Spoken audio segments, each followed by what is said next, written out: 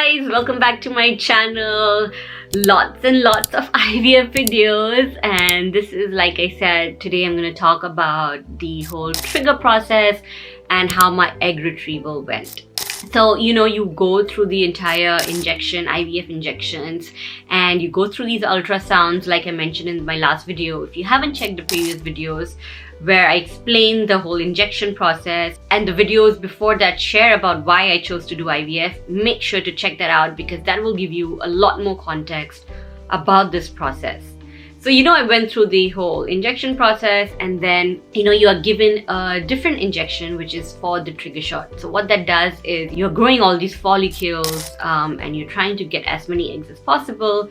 Once they are mature and ready for retrieval, you have to take a certain injection, which is like a trigger shot, so that the next day when they retrieve it, they kind of come out of your body. Now, the egg retrieval process is a lengthier process. So you do have to take anesthesia so that you're kind of knocked out in the process and it's not painful. My RE in particular wasn't available that day to do my retrieval, but there was another doctor who, I trusted a lot, and he was going to do my retrieval.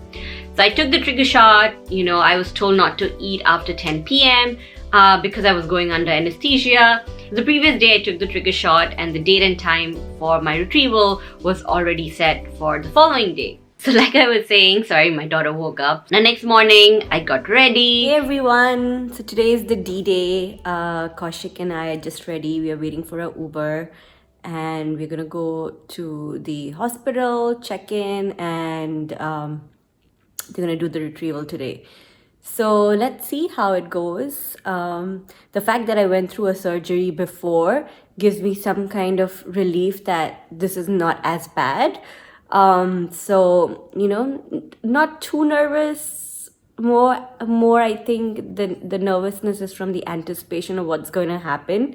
So we'll see. The whole process is around one hour, and then I think they keep you after the surgery for like maybe another hour just to see if you're okay, because it is general anesthesia, and then you can come back home. So that's pretty much the itinerary for today, and we'll see how that kind of goes.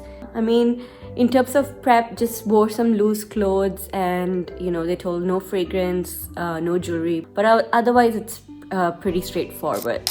I went to the hospital, I changed and everything. The doctor came and met me, and he spoke to me. Now, just to give you a little context, once we decided we wanted to do the IVF process, and I did my entire checkup, we found there was a bit of a blockage in one of my fallopian tubes. So I had to go through a surgery for that to kind of, tackle that issue so that the chances of my IVF is higher. They just want to make sure that whatever issues that could crop up that could reduce your chances are eliminated. So I had undergone a surgery before. I had the experience of anesthesia before, and I remember when I had the surgery the first time, I was really scared about my anesthesia, but because I had that experience, I was pretty chilled out during my IVF retrieval because I had undergone a more intense surgery before. To me, this was like, it was okay. But for someone who's not gone through a surgery before, it can get a little scary and overwhelming.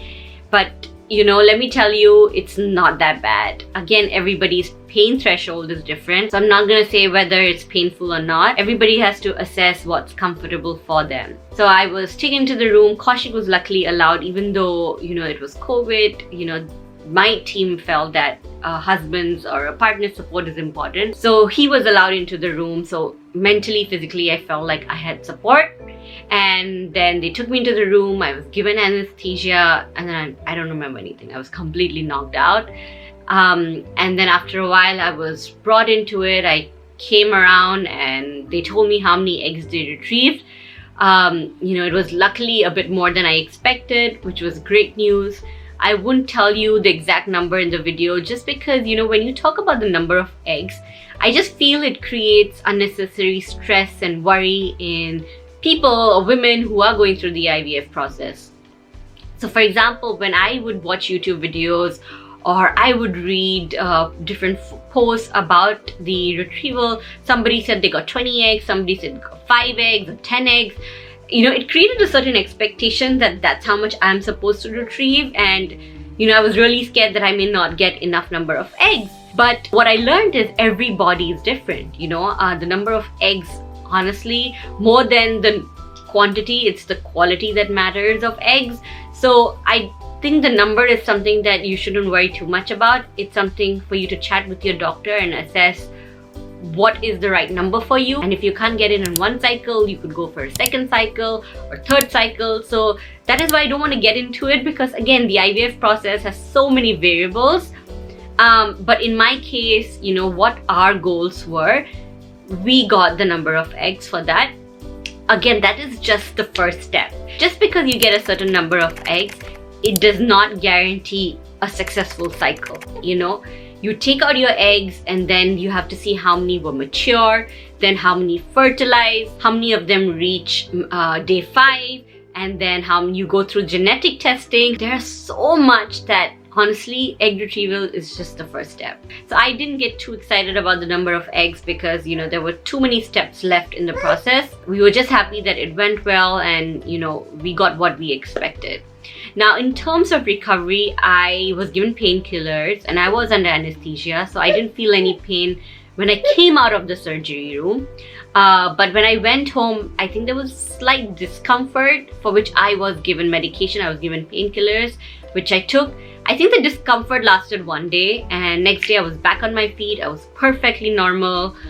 There were no issues. But if you are someone who has more pain or you're bleeding or whatever, make sure to talk to your team and your doctors, because it shouldn't be that uncomfortable.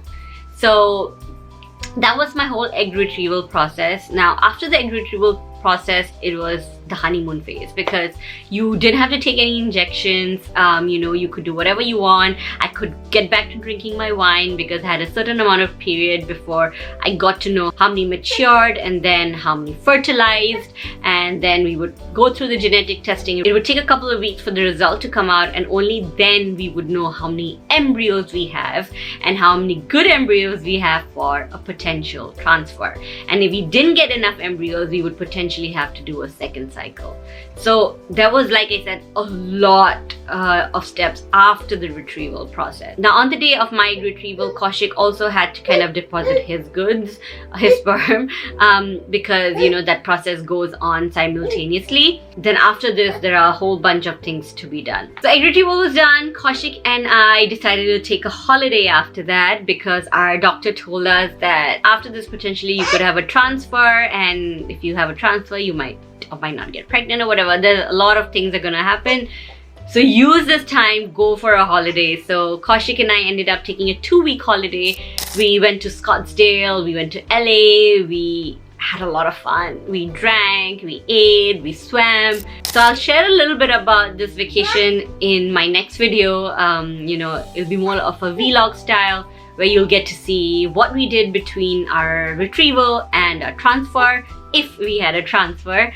But clearly you guys know that we did end up having a transfer because I had Mishka. What we did between the retrieval and a potential transfer. So this was my video on the trigger and retrieval. In the next video, we'll catch you with the whole transfer process. So I hope you enjoyed this video, and I'll see you next time. Till then, lots of love.